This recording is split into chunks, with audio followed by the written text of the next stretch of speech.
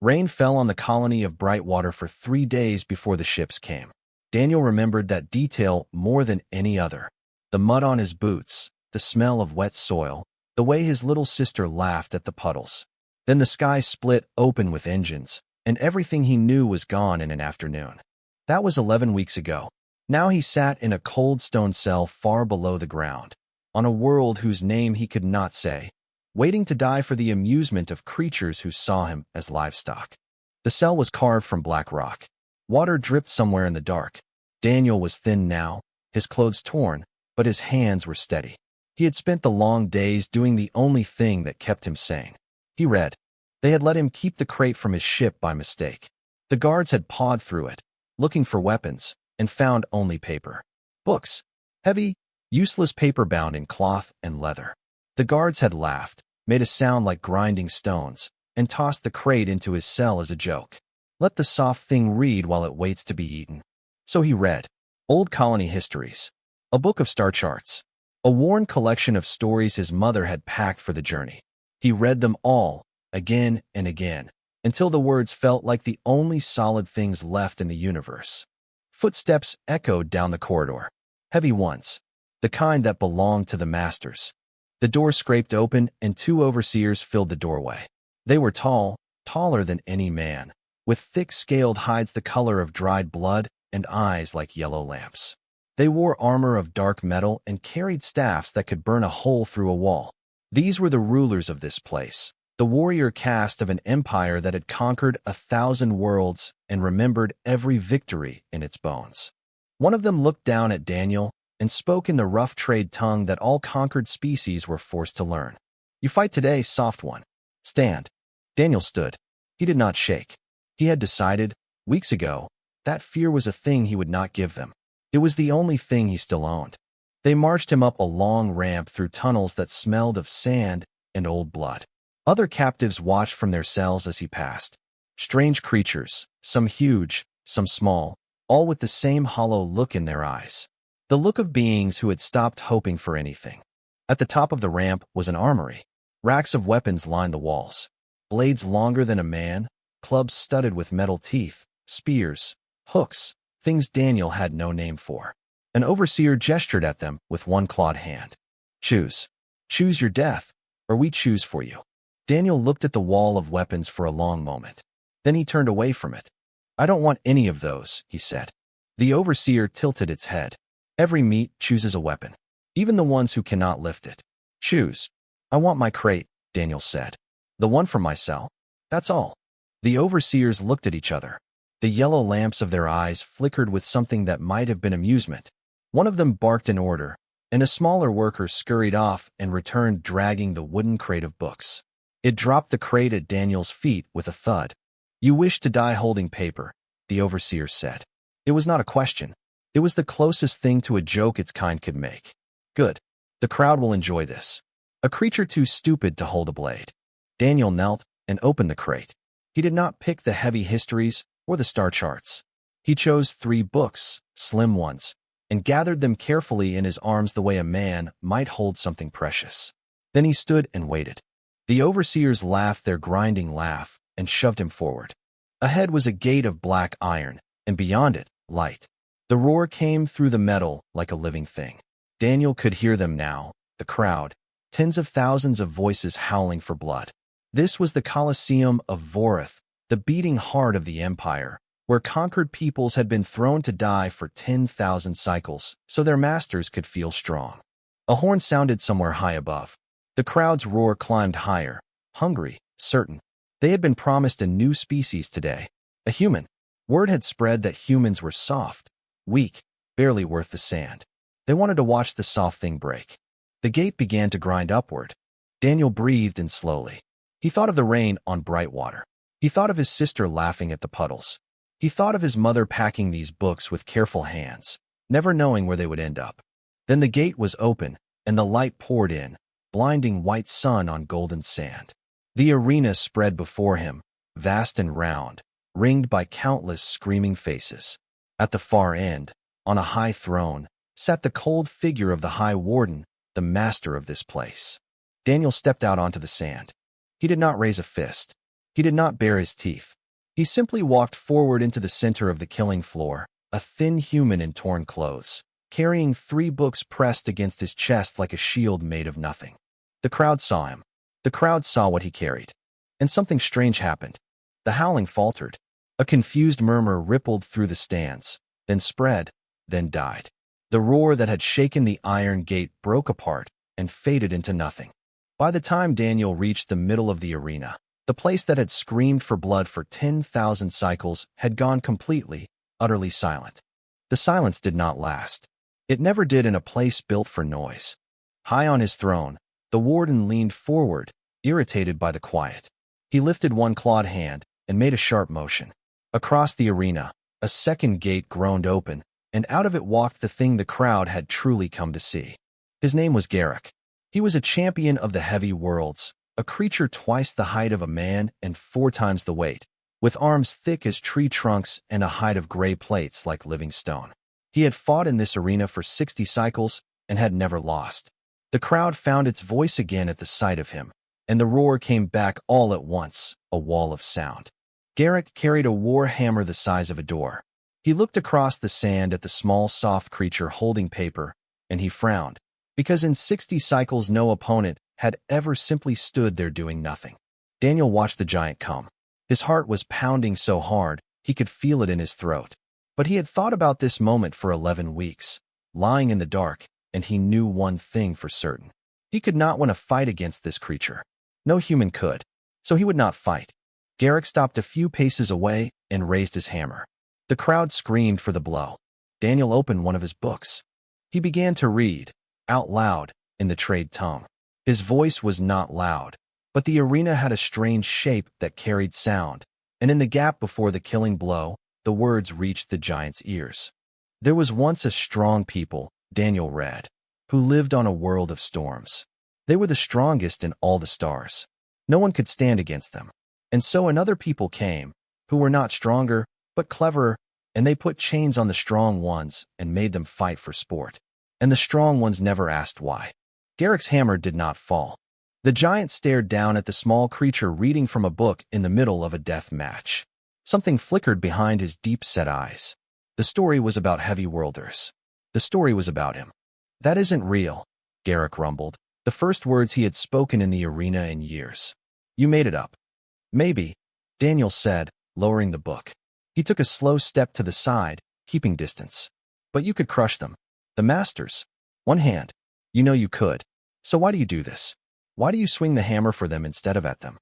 Garrick roared and swung. Daniel was ready. He had spent his whole life small, dodging bigger boys, ducking under reaching arms. He twisted aside, and the hammer slammed into the sand where he had stood, throwing up a cloud of gold. The crowd gasped. Garrick swung again, and again Daniel slipped away, never striking back, never even raising a fist, just moving, always moving, and talking the whole time. Why? He asked again, breathless, circling. When did you decide their cage was the whole world? Stop talking, Garrick growled, and swung a third time. Daniel ducked under it and rolled away, coming up with the book still in his hand. They told you that you were born to fight. They told you nothing else exists. But somebody wrote you a different story once. I'm just reading it back to you.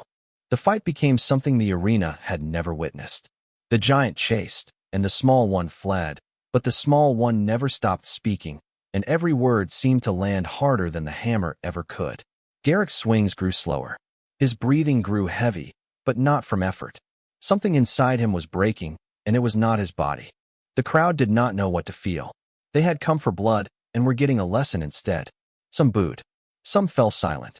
A few, here and there, leaned in, hooked by the strange thing happening below them. High above, the warden's eyes narrowed. This was not entertainment. This was something else, and the warden did not like things he could not name. Garrick stopped. He stood in the center of the sand, hammer hanging from one hand, chest heaving. Daniel stood a few paces away, the book held loosely at his side. The two of them looked at each other across the gold. I have killed many things in this place, Garrick said quietly, so quietly only Daniel could hear. I do not remember any of their names. I do not even remember my own home. They took it from me when I was young. Then I'll help you find it again, Daniel said. He held up the book. It's in here. Things people knew, things they were. You can hold it in your hand. A horn blew. The match time had ended. By the rules of the arena, a fight that did not end in death was declared finished, the loser shamed. But there was no loser here. There was a soft creature still breathing, and an unbeaten champion who had not landed a single blow. The warden rose from his throne, furious. He had expected a slaughter. Instead, his greatest killer stood frozen, staring at a book. The overseers came to drag Daniel back to the gate. As they took hold of him, Garrick spoke one last time, low and rough. "What is the word?" the giant asked, "for the marks on the paper. The little black shapes that carry the voices." Daniel looked back over his shoulder as they pulled him toward the dark. "Writing," he said.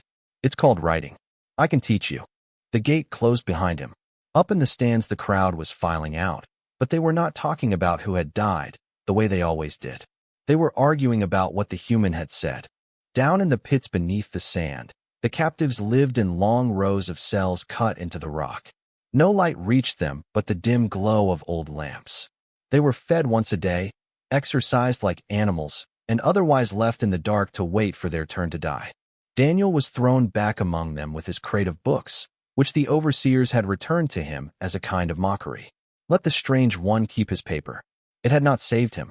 It would not save him next time. But that night, something began that no overseer noticed. A small creature in the next cell pressed close to the bars. She was thin and quick, with large dark eyes and gray fur, a member of a scout species taken from a moon far away. Her name was Tella. She had watched the fight from the holding tunnel and had not been able to stop thinking about it. "The shapes," she whispered through the bars. "On the paper. You said they carry voices. Show me." Daniel turned to her in the dark. He held up a book, though she could barely see it. "I will," he said. "But it takes time.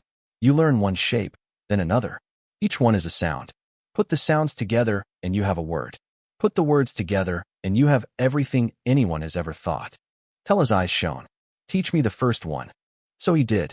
He scratched a single letter into the dust on the floor with his finger and named its sound. Tella copied it, over and over, whispering the sound to herself like a prayer. By the time the lamps dimmed for the sleep period, she knew 3 of them. It did not stay between 2 cells for long. Tella was fast, and not only with her feet. Within days she had learned more shapes than Daniel could believe, and she began passing them along to the captive in the cell beside hers, and that one passed it to the next.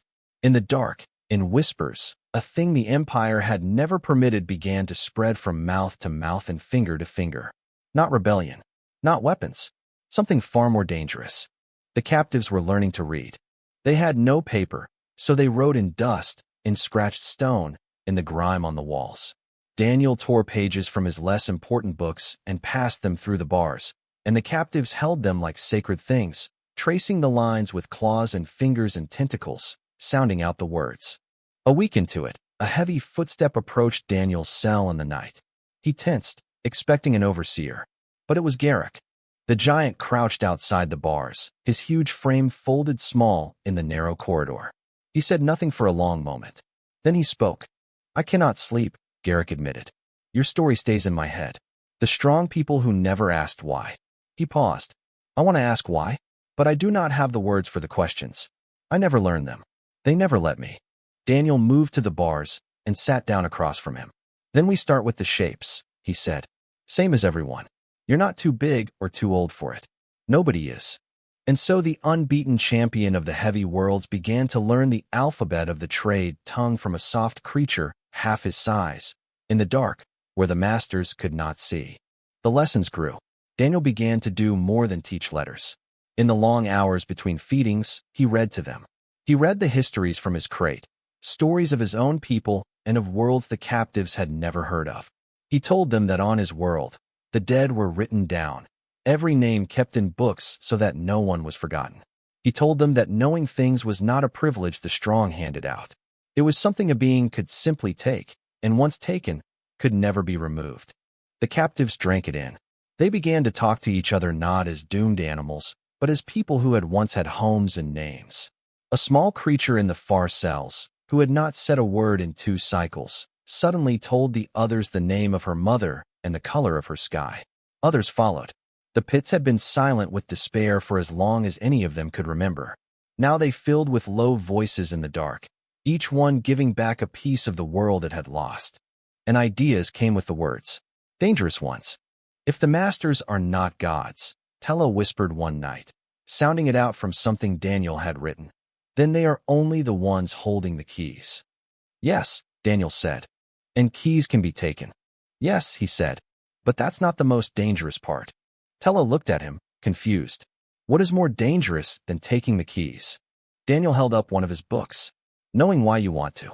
Knowing what you'll build after. Anyone can break a cage. The masters break things all the time. The hard part is making something better than what they made. That's what these are for. Not just for fighting. For after. Word of the strange humans spread through the pits, then began to leak upward, carried by workers who tended the cells. A rumor reached the overseers, then climbed to the warden himself. The soft creature was not dying as planned. The soft creature was teaching. And what he was teaching was worse than any weapon, worse than any uprising the warden had ever put down. The captives were learning to read. Worse than that, they were learning to ask why. The warden sat alone in his high chamber that night, turning the report over and over. He had ruled this place for a very long time without ever feeling it, but he felt it now, small and cold in his gut. Fear. Fear, in a creature like the warden, did not turn to thought. It turned to violence. He summoned his overseers and gave a single order. The human would return to the sand, and this time there would be no clever escape. 3 armed champions would face him at once, all of them killers, all of them fresh. It would not be a match. It would be an execution, performed in front of the whole Colosseum, so that every captive watching from the tunnels would understand exactly what learning bought them. Daniel heard the order from a worker who had grown fond of him. He sat in his cell for a long while afterward, very still. Then he gathered the captives close to the bars and told them what was coming. They want you to watch me die, he said. They want you to learn that hope is a mistake. So I need you to learn the opposite. He spoke to them late into the night, and what he asked of them was not violence. It was something harder. The next day, they dragged him up the ramp again. The crowd was enormous, packed shoulder to shoulder, summoned by criers who had promised the death of the strange paper creature. The warden sat on his throne with his cold eyes fixed on the sand, ready to watch his problem end. The gate opened. Daniel walked out carrying a single book, just one, held tight against his chest. From 3 other gates came the champions, 3 armored killers spreading out to surround him. The crowd screamed. This was what they knew. This was the arena working as it should. The champions advanced. Daniel did not run. He opened his book and began to read, loud and clear, his voice carrying across the sand in that strange shape of stone that made the whole arena listen. These are the names, he read, of those who died here. And he read a name, a real one, the name of a captive who had died on this sand a cycle ago, told to him in the dark by someone who had loved them. Then another name. Then another. The champions hesitated. They had expected begging or fighting, not this. That was when Garrick walked onto the sand. He came from the captive's gate, uninvited, unsummoned, his great hammer left behind in the pits. He crossed the gold and stood beside Daniel, empty-handed, and turned to face the 3 champions. The crowd roared in confusion. The warden shot to his feet. Below the sand, Tella was already at work. In the days before, Daniel had passed her something more useful than letters, the diagram of the gate mechanisms from one of his colony engineering books, and she had read it, and she had understood it. Now her quick fingers found the locking pins and pulled them free. With a great grinding shriek, every gate around the arena swung open at once. Chaos broke loose. The overseers scrambled. The champions, suddenly unsure who they were meant to kill, lowered their weapons. And through the open gates, the captives came, not charging, not screaming for blood, but walking, quiet and steady, the way Daniel had asked them to. They filled the edges of the sand, hundreds of them, every species the Empire had ever conquered, and they stood and they listened as Daniel kept reading. He read every name he had collected in 11 weeks of whispered nights. The names of the dead, said aloud for the first time in the place that had killed them. His voice did not break. He read them slowly, giving each one weight, and the captives mouthed the names along with him, and some of them wept openly on the sand. The crowd in the stands fell silent. Then something began that no warden had ever had to watch. In the high rows, Where the conquered workers sat among the masters, a few voices joined in. Workers who had lost their own people to this place stood and called out names of their own, names not in Daniel's book, names they had carried alone for years and never once said aloud. The Colosseum that was built to make the dead disappear had become, in a single afternoon, the place where the dead were finally remembered. The warden screamed for his overseers to kill them all, to clear the sand, to end it.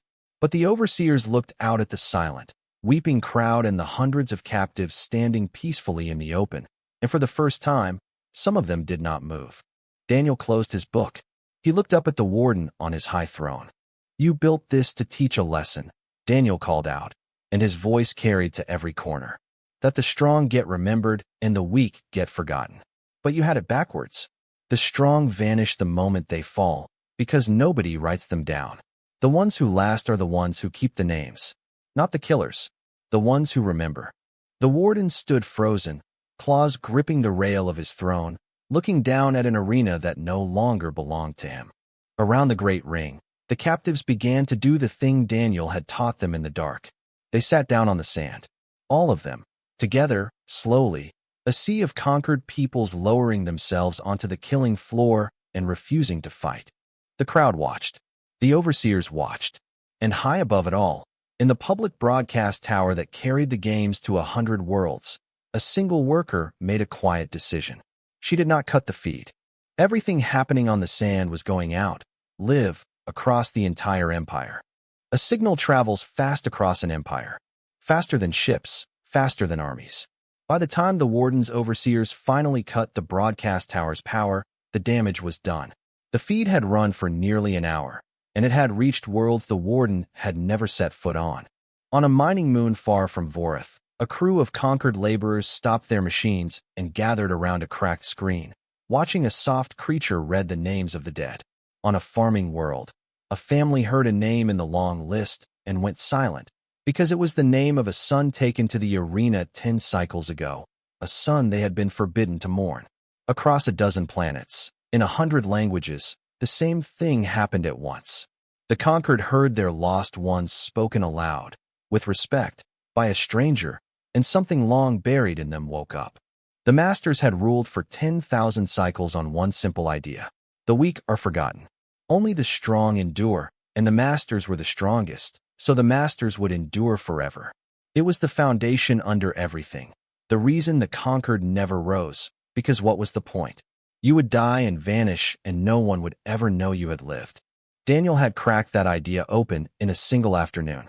A name written down outlives the one who killed its owner.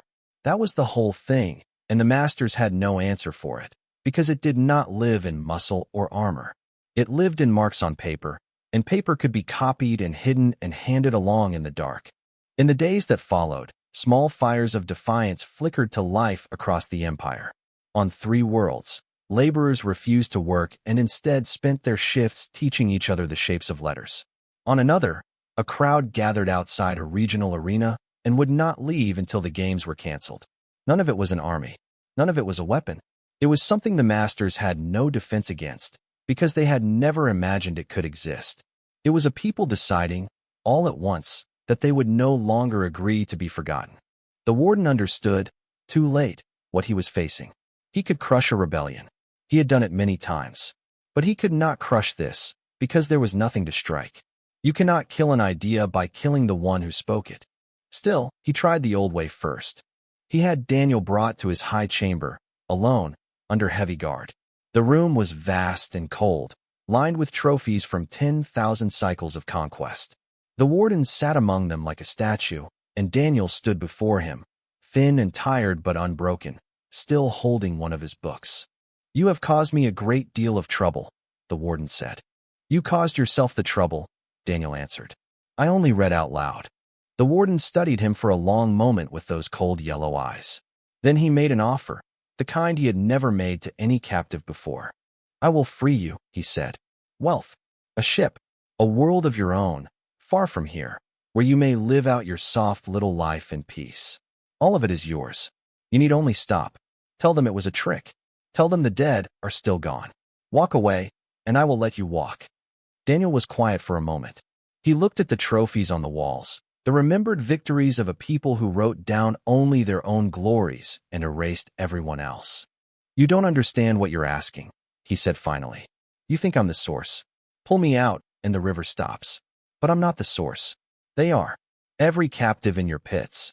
Every worker who heard those names. Every person on every world who finally said the name they'd been carrying alone. I just gave them the first word. They're writing the rest themselves now. You could kill me right here, and it would change nothing, except it would give them a name to remember. The warden's claws tightened on the arm of his chair.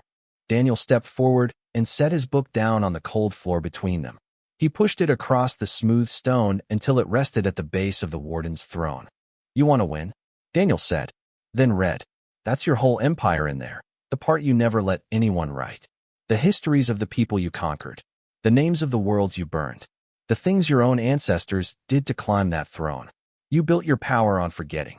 So read the thing you've been afraid to remember, and then tell me you still want to keep the arena open. The warden looked at the book at his feet as though it were a live coal. He did not touch it. He could not. To open it would be to admit that the marks on paper had power over a creature of muscle and armor, and that admission would unmake everything he was. Take him back to the pits, the warden said at last, his voice low. But there was no force in it. The guards heard the difference. So did Daniel.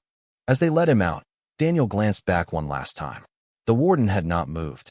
He sat alone among his trophies in the cold of that vast chamber, staring down at the small book against the foot of his throne.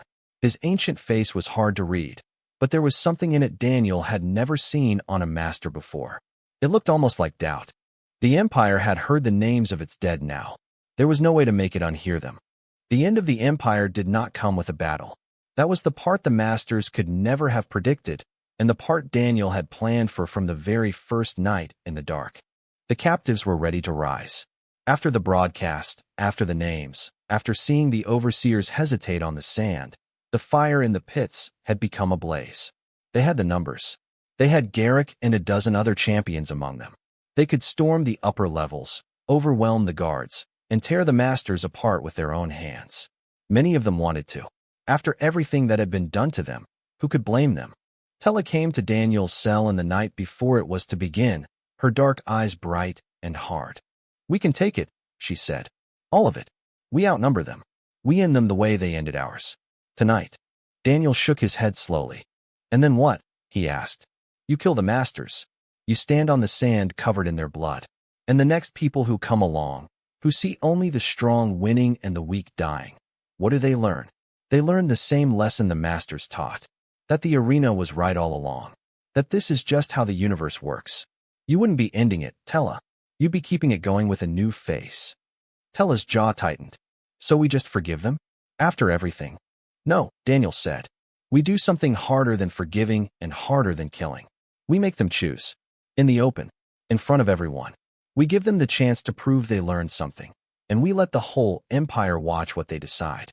The next day, the captives came up out of the pits. But they did not come as an army.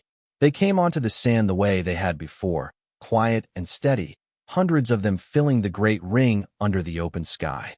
The stands filled too, with workers and masters alike, and high in the broadcast tower the worker who had once refused to cut the feed turned it back on. 100 worlds were watching again. The warden came down from his throne. He had not slept.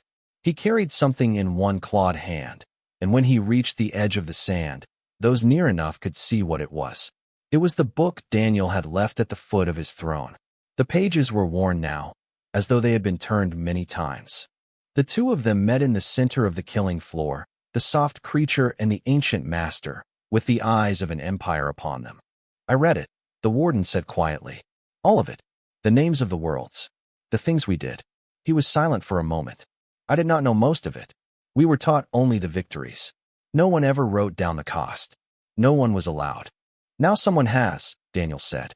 The warden looked out at the hundreds of captives sitting on the sand, then up at the silent crowd, then back at the small human before him. You could have led them up the ramp, he said. You could have ended me.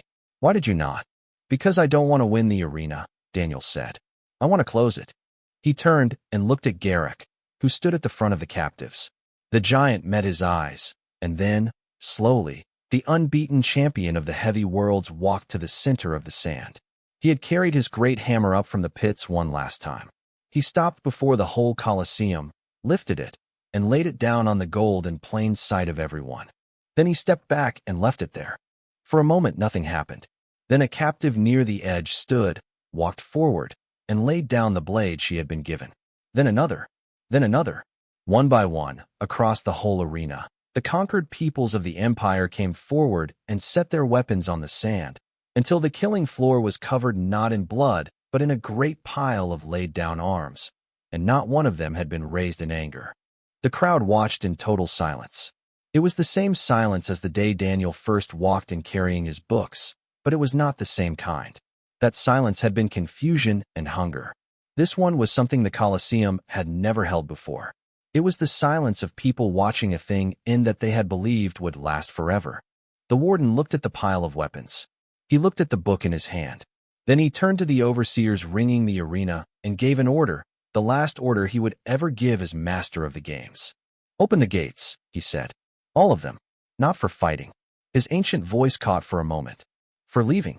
The great gates of the Colosseum of Vorith ground open, and this time the sand emptied not into death, but into open air. The captives rose and walked out free, into a world that would have to learn to be something other than a cage. Daniel was the last to leave. He walked toward the gate the same way he had come in, thin and tired, carrying his books against his chest. As he passed the warden, he reached out and pressed one more volume into the old creature's hands. "For the school," Daniel said. The warden looked down at it, not understanding. "This place killed people for 10,000 cycles," Daniel said, glancing back at the empty sand. "Make it teach them instead. That's how you close an arena. You don't burn it down. You put books in it." Then he walked out into the light.